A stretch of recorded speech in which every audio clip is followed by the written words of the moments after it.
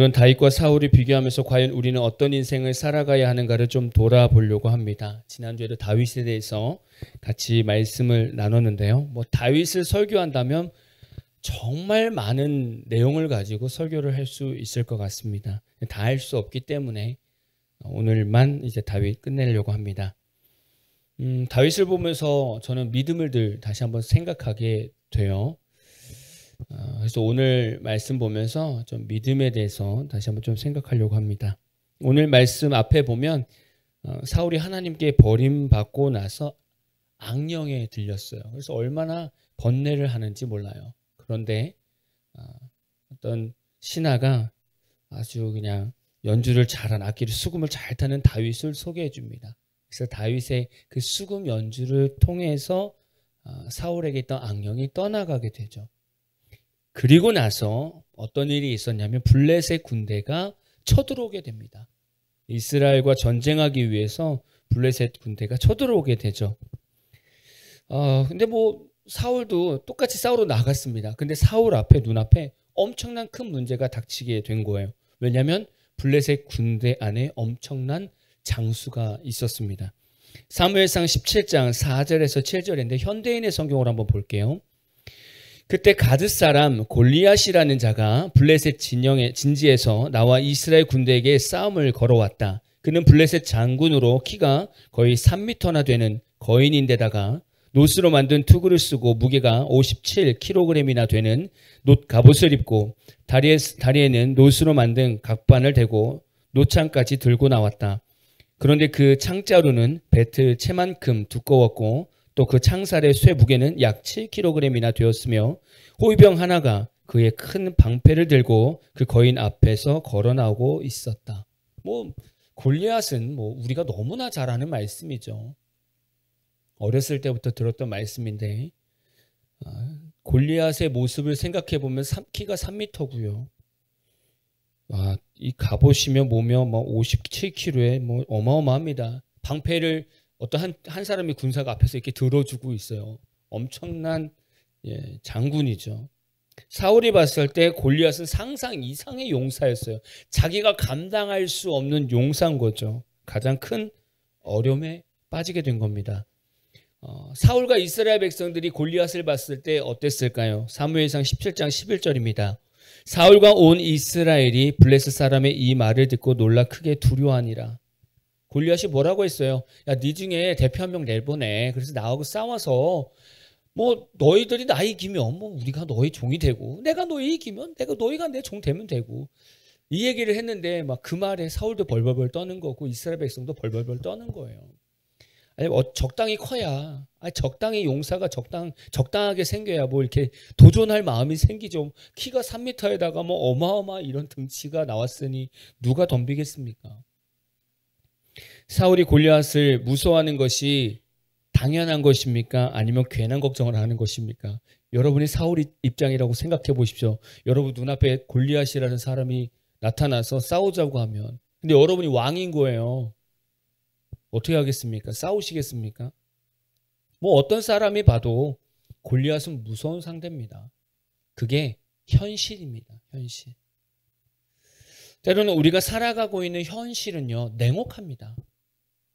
여러분도 지금 인생을 살고 있잖아요. 이 인생을 날마다 살아가는데 저와 여러분은 현실이라는 공간에서 살아가요. 이 현실은요, 인정사정 봐주지 않습니다. 때로는 이 현실은요, 우리를 누르고 무시하고 넘어뜨리기까지 합니다. 인간의 힘으로 현실에서 일어나는 모든 일을 다 이해할 수 없고요. 다 감당할 수 없어요. 저도 지금까지 살아오면서 때로는 이 현실이요. 우리 생각보다 훨씬 힘들 때도 있었고요. 우리 생각만큼 힘들 때도 있었고 또 때로는 이 현실이 생각보다 컸지만 또 생각보다 쉽게 풀리는 일도 있었습니다. 이 인생의 현실은 정말 종잡을 수 없는 것 같아요. 이런 현실이 우리 삶에 늘 닥칠 때, 큰 문제의 현실이 닥칠 때 과연 우리는 어떻게 대처했었는가? 사울에게 주어진 현실은 무엇입니까? 블레셋이 쳐들어왔고 거기서 감당할 수 없는 골리앗이 등장했습니다. 사울이 바라보는 현실은 무엇입니까? 눈에 보이는 골리앗이 너무 두려운 거예요. 골리앗을 보고 나를 보니까 게임이 안 되는 거예요. 그래서 뭘 할 수가 없는 거예요. 사울은 하나님을 믿지 않는 왕입니까? 사울도 하나님의 백성입니다. 하나님을 믿는 사람이에요. 근데 눈앞에 펼쳐진 현실은 그에게 너무나 두려움을 줍니다. 그래서 사울은 아무것도 할 수가 없었어요. 그냥 아무것도 할 수가 없었어요. 누구 어떤 백성을 선택해서 내보낼 수도 없었어요. 왜냐하면 그만한 용사도 찾지 못했으니까. 그렇다고 자신이 나가자니 자기도 너무 두려운 거예요. 내 능력을 보니까 골리앗과 싸울 수가 없는 거예요. 그게 현실이라니까요. 그게 인생이고요. 그래서 많은 사람들이 이러한 골리앗 같은 문제를 마주하면 그냥 그 자리에서 주저앉게 돼요. 그게 일반적인 문제입니다. 우리 현실적인 문제를 한번 볼까요? 1번 문제가 돈에 대한 부분 아니겠습니까? 이거는 어떤 사람을 만나도 똑같습니다. 돈이 제일 어렵죠. 모든 사람들이 가장 힘들어하는 부분이죠. 돈이 없고요. 그래서 경제적인 어려움이 오고 심지어는 공과금도 밀리고요. 건강보험도 며칠 납부를 못해서 혜택도 못 받는 이런 가난이 온다면 여러분 어떻게 하시겠습니까? 내 힘으로 아무리 열심히 뛰어도요. 이게 밑 빠진 독에 물 붓기처럼 아무것도 할 수가 없는 거예요. 갚아낼 수가 없는 거예요. 여러분 이런 경제적 어려움이 오면 얼마나 힘들겠습니까? 이게 현실이거든요. 이게 염려와 걱정이 생길 수밖에 없는 상황입니다. 많은 사람들이 이렇게 살아가고 있어요. 경제적인 여유를 갖고 싶지만 그렇게 가질 수 없는 현실이 훨씬 더 큽니다. 공부에 대해서 볼까요? 학업. 자녀를 학교에 보냈는데 성적을 받아오는데 평균 60점이 안 되는 거예요. 좋은 학원을 보내고 비싼 과외 선생님을 붙여서 공부를 시켰는데 그래도 점수는 평균 60점도 안 되는 거예요. 그 부모가 자녀를 볼 때 얼마나 마음이 불안하겠습니까? 세상 사람들을 비교할 때 계속 뒤처지는 것 같은데 그 모습 보면서 얼마나 두렵겠습니까? 도대체 어떻게 해야 될지 답이 없잖아요. 학원을 보내도 과외를 보내도 점수가 안 나와요. 이런 걱정하는 부모들 정말 많습니다. 또 있어요. 외모에 대한 부분입니다. 요즘 시대는 외모지상주의라고 말할 수밖에 없죠.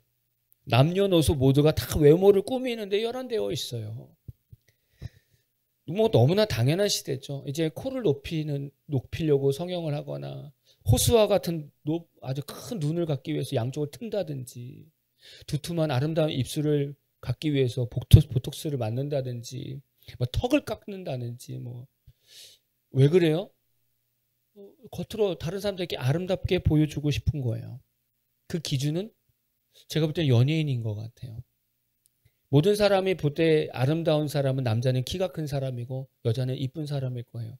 근데 여러분 자녀를 낳는데 아들은 키가 작고 딸은 등치가 되게 좋은 거예요.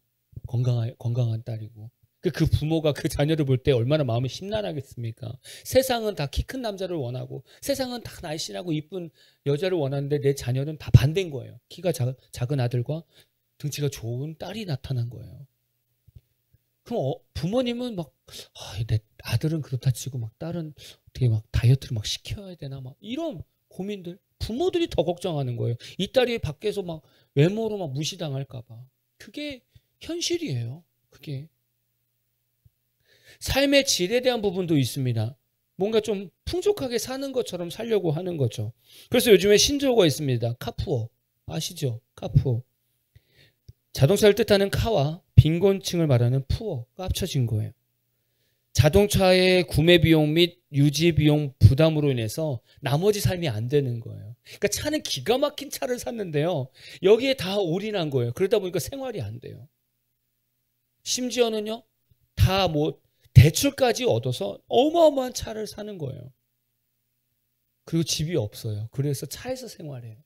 이 차만 팔면 전세비가 나오는데 집을 안 사고 차를 사요. 왜요? 삶의 질이 좋아 보이는 것처럼 다른 사람에게 좋은 차 타고 다니면 잘 사는 것처럼 보이잖아요. 요즘 그렇게 사는 사람들이 있다는 거예요. 이게 카푸어입니다. 여러분들은 좀 이해가 안 되시는 상황이죠. 근데 이렇게 살기 원하는 사람도 있어요. 2억짜리, 3억짜리, 5억짜리 스포츠카 타고 다녀보세요. 다른 사람 바라볼 때 얼마나 잘 사는 것처럼 보이겠습니까? 근데 정작 집은 조그만 집에 살거나 차에서 지내는 거예요. 이래도 좋다는 거예요. 왜냐면 겉으로 보일 때 삶의 질이 좋은 것처럼 보여주면 되니까. 이게 요즘 사람들이잖아요. 이게 현실이에요. 이게. 여러분들 삶에는 어떤 현실이 있습니까? 여러분 삶에는 골리앗과 같은 현실, 무엇이 있습니까? 사울은요, 이 현실에 대해서 두려움만 있었고 넘어갈 수 있는 힘은 없었습니다. 그럼 다윗은 어떨까요? 다윗은 골리앗을 보면서 어떤 마음이 들었을까요? 사무엘상 17장 26절입니다. 다윗이 곁에 서 있는 사람들에게 말하여 이르되 이 블레셋 사람을 죽여 이스라엘의 치욕을 제거하는 사람에게는 어떠한 대우를 하겠느냐? 이 할례 받지 않은 블레셋 사람이 누구이기에 살아계시는 하나님의 군대를 모욕하겠느냐? 다윗은 지금 아버지의 심부름으로 전쟁터에 있는 형들을 보러 왔는데 기가 막힌 광경을 보게 된 거예요. 아니 블레셋이라는 이방 민족 중에서 또 골리앗이라는 자가 하나님을 욕하고 하나님의 백성을 욕하고 있는데 이 다윗 소년 입장에서 이게 이해가 안 되는 거예요. 아니 저게 도대체 뭔데 하나님의 백성을 욕해? 이거 뭐 화가 나는 거죠. 왜 다윗이 이렇게 화를 낼 수 있습니까? 이 안에는 하나님을 향한 믿음이 있기 때문에 그렇습니다. 뭔가 당당함이 있어서 그런 거죠. 다윗은 골리앗을 보면서 두려워하질 않아요. 소년인데 전쟁에 나가보지 않은 소년인데 골리앗을 보면서 두려워하질 않아요. 신기하지 않습니까? 지금으로 말하면 사회생활 해보지 않은 막 중고등학생들이요.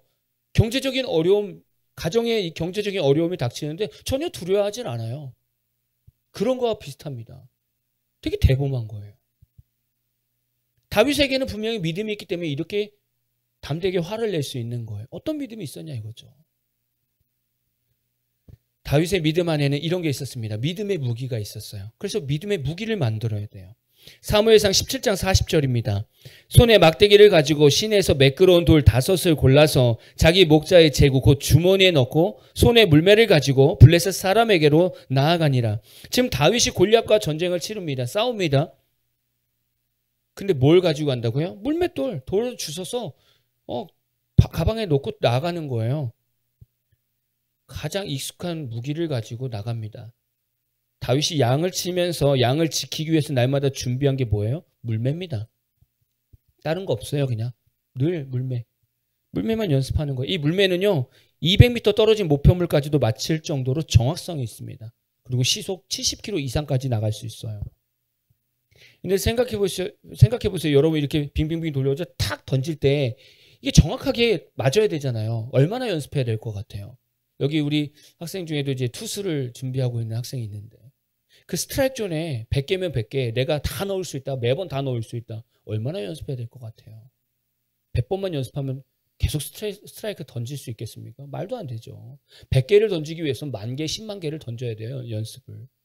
그러면 다윗도 똑같이 그렇게 하지 않았겠습니까? 물맷돌을 던져서 양을 지키려면 양을 지키는데 사자나 곰이나 뭐 이런 늑대 이리들이 양 옆에 가만히 서 있겠습니까?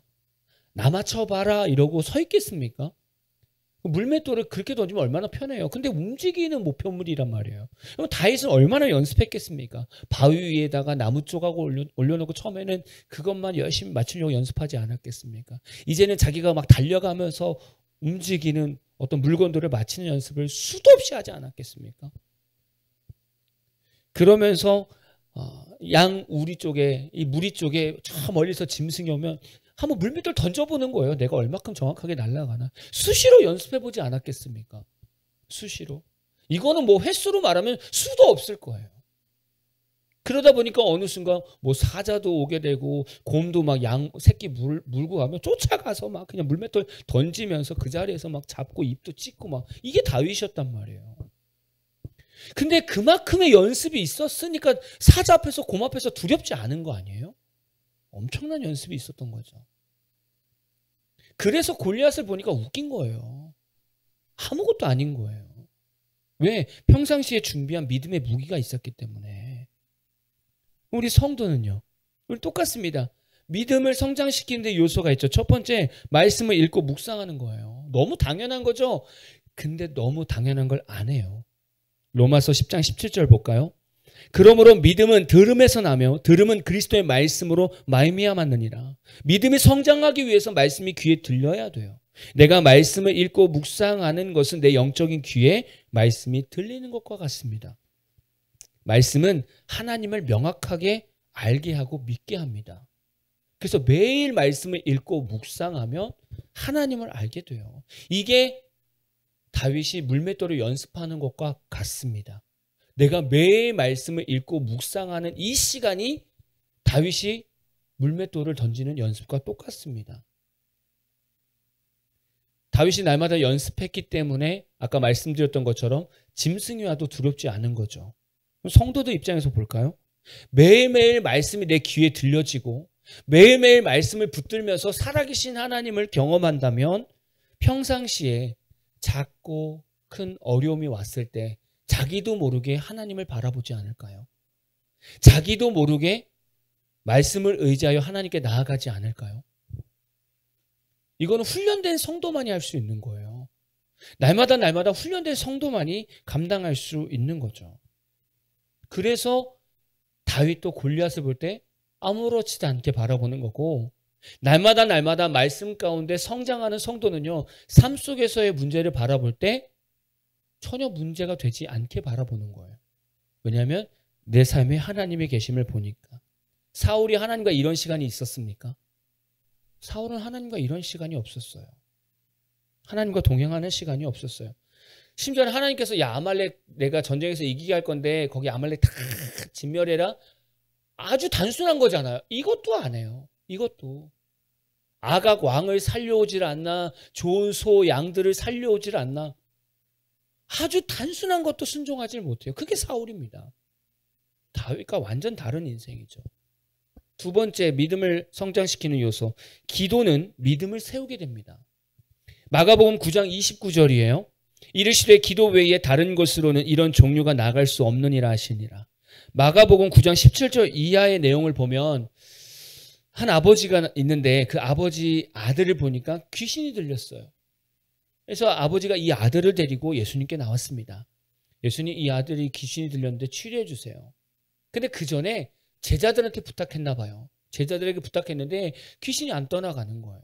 그래서 이 아버지는 아들을 데리고 예수님께 나온 거예요. 그래서 예수님이 이 아들을 치유해 주셨죠. 그 광경을 본 제자들이요, 이제 사역이 끝나고 집에 들어가서 예수님께 묻는 거예요. 예수님, 근데 왜 우리는요, 왜 귀신을 못 쫓아냈을까요? 왜? 그랬더니 예수님이 이 말씀하신 거예요. 기도 외에 다른 곳으로 이런 종류가 나갈 수 없느니라. 기도하지 않으면 능력이 나타나지 않는다는 거예요. 우리가 현실을 이기지 못하는 이유가 뭐예요? 능력이 없는 거예요. 넘어갈 능력이 없는 거예요.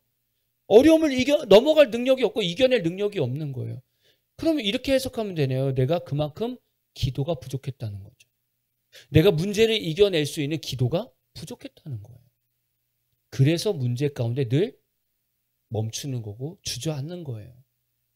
여러분, 다윗의 기도 아시잖아요. 다윗의 기도 스타일. 하나님, 제가 나가야 될까요? 말아야 될까요? 제가 죽여야 될까요? 말아야 될까요? 제가 전쟁을 해야 될까요? 말아야 될까요? 다 묻는 기도예요. 왜요? 하나님을 믿으니까. 하나님 확실히 믿으니까. 나가라고 하면 분명히 이기게 하시니까. 그래서 기도하는 거예요. 여러분, 기도를 어떻게 생각하십니까? 여러분이 생각하는 기도라. 시간 낭비입니까? 기도는? 기도는 너무나 지겨운 시간입니까? 기도는요, 내 생각보다 하나님의 생각이 커지는 시간입니다. 기도는요, 두려움과 불평이 아니라 확신과 담대함이 생기는 시간이에요. 기도는요, 지금 눈앞에 하나님의 계심을 보는 시간이에요. 기도는 문제와 두려움을 멀리 바라보게 하는 시간이에요. 근데 기도를 안 하면 이게 다 반대가 된다는 거죠. 기도를 안 하면 하나님보다 내 생각, 내 문제가 더 크게 보인다는 거예요. 그래서 기도하지 않는 성도들이 훨씬 더 문제 가운데 빨리 무너집니다. 그래서 이 말씀과 기도는요, 항상 동일하게 성장해 가야 됩니다. 여러분 어떠세요? 여러분은 말씀과 기도가 여러분 삶에 잘 밸런스가 맞춰 있습니까?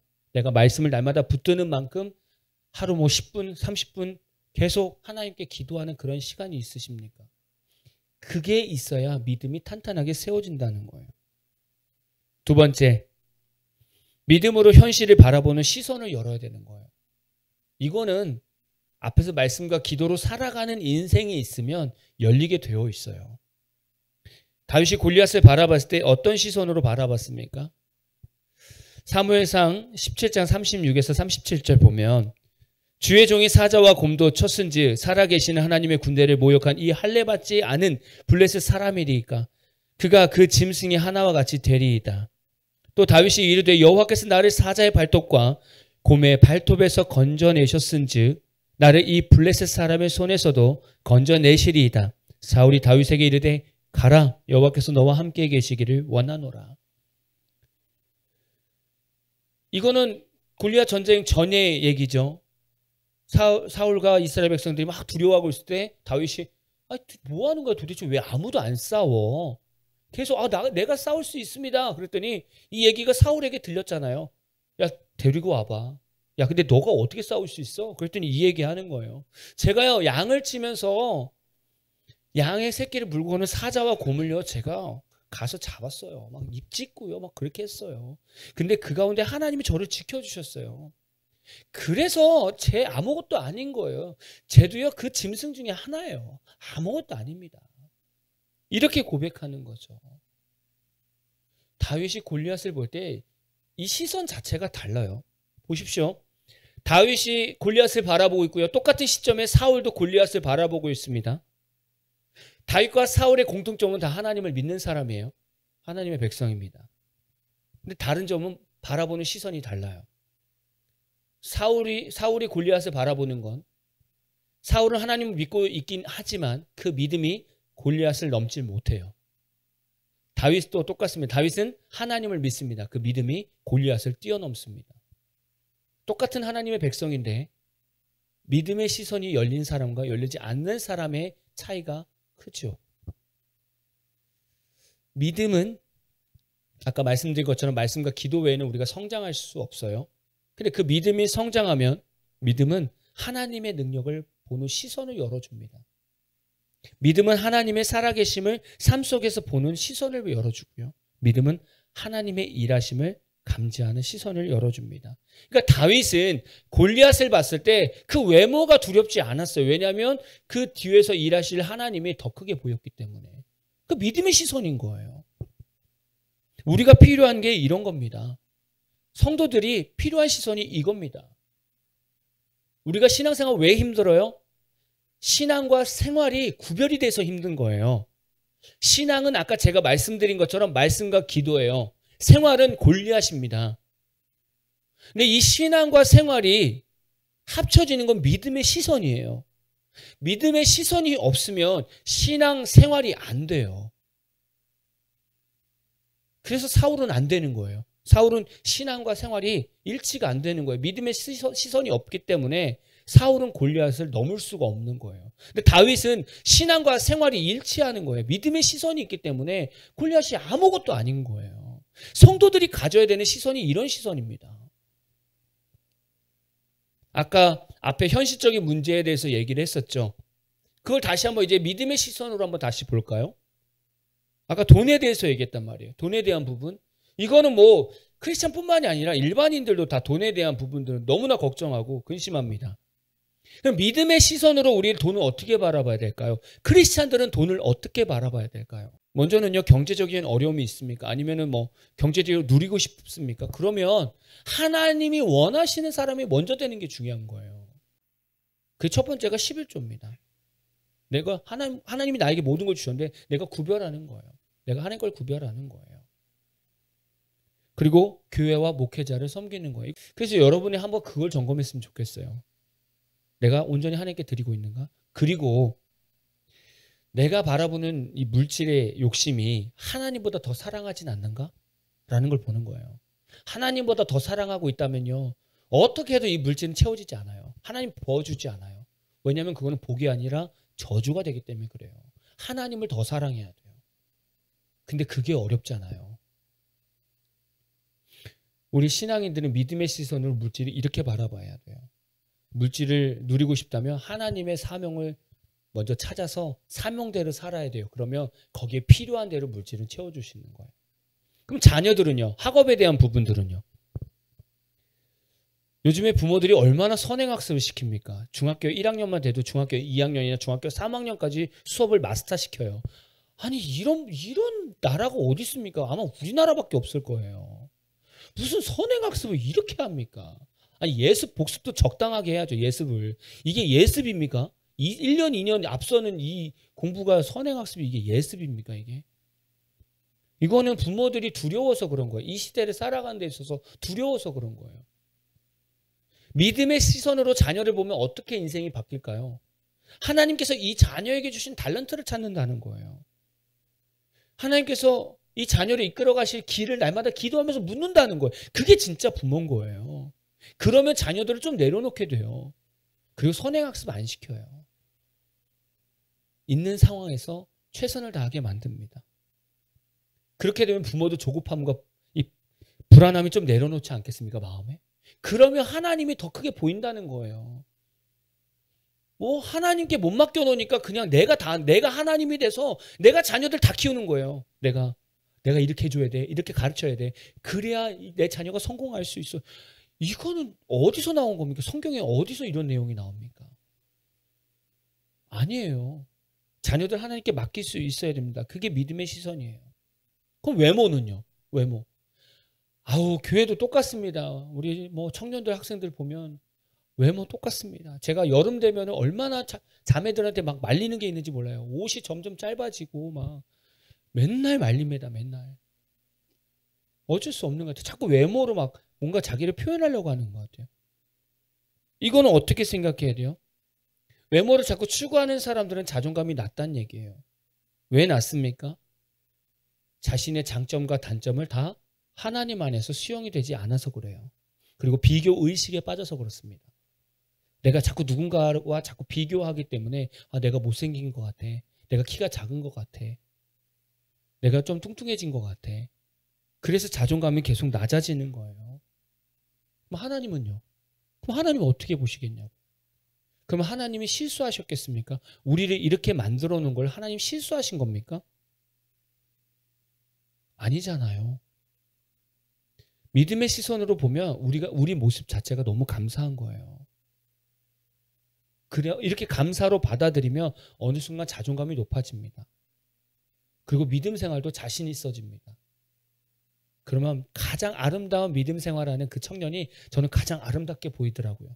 근데 그 청년들이 믿음의 가정을 잘 세워가는 것 같아요. 보면.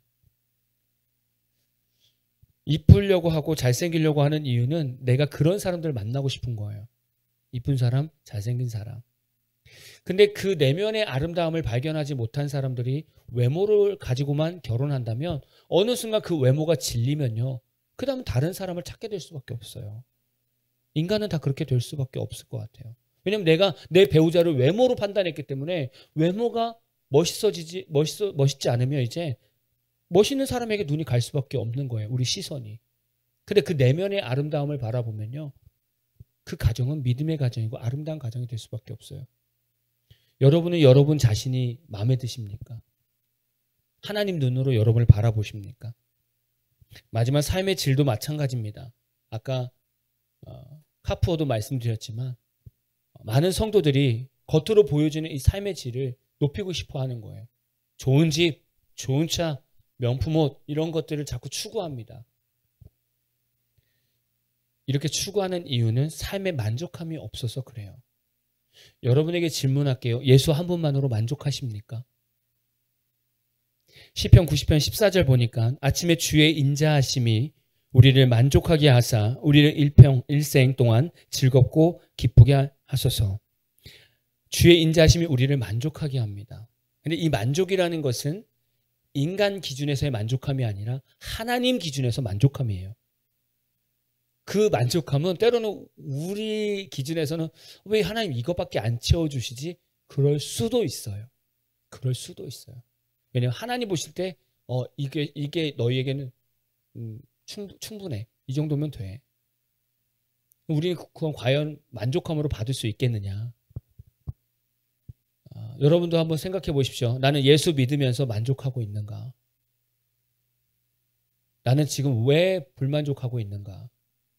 불만족스럽다면 내가 하나님을 믿지 않는 거예요. 불만족스러운 걸 내가 채워야 만족감이 생긴다고 생각하는 거예요. 그럼 하나님은 그걸 못 채우십니까? 완전히 믿음과 상관없는 인생을 살고 있는 겁니다. 다윗을 오늘 봤습니다. 다윗이 골리앗을 바라봤을 때 아무렇지도 않게 생각할 수 있는 것은 다윗은 하나님을 하나님답게 믿었기 때문에 그래요. 그 믿음이 있는 겁니다. 저는 지금 이 시대의 크리스찬들에게 필요한 것은 하나님을 하나님답게 믿는 믿음이고요. 예수 안에서 만족한 인생을 살아가는 삶입니다. 성탄절입니다. 내일은. 예수님께서 이 땅에 오셨어요. 왜 오셨어요? 왜 오셨습니까? 우리의 경제적 어려움을 채우기 위해서? 학벌로 성공시키기 위해서? 보다 나은 삶을 추구하게 만들기 위해서 예수님이 오셨습니까? 우리 죄를 위해서 오신 거 아니에요? 그렇죠? 그거 하나로만으로도 우리는 성탄절을 기쁜 마음으로 보낼 수 있어야 됩니다. 오늘 다윗의 모습을 보면서 저와 여러분의 믿음을 점검했으면 좋겠어요. 여러분이 지금 가지고 있는 주님을 향한 믿음이 골리앗과 같은 현실적인 문제를 뛰어넘을 수 있겠는가? 정말 나는 그런 문제를 뛰어넘을 수 있겠는가? 물질적인 어려움이 오고 또 자녀를 키울 때 나중에 자녀에 대한 어려움이 오고 또 외적인 부분이 어려움이 오고 삶에 대한 어려움이 올 때 과연 지금 내게 있는 믿음은 이 문제를 뛰어넘을 수 있는 그런 하나님을 향한 믿음인가? 다시 한번 좀 돌아보고 결단하는 저와 여러분 되기를 진심으로 축복합니다.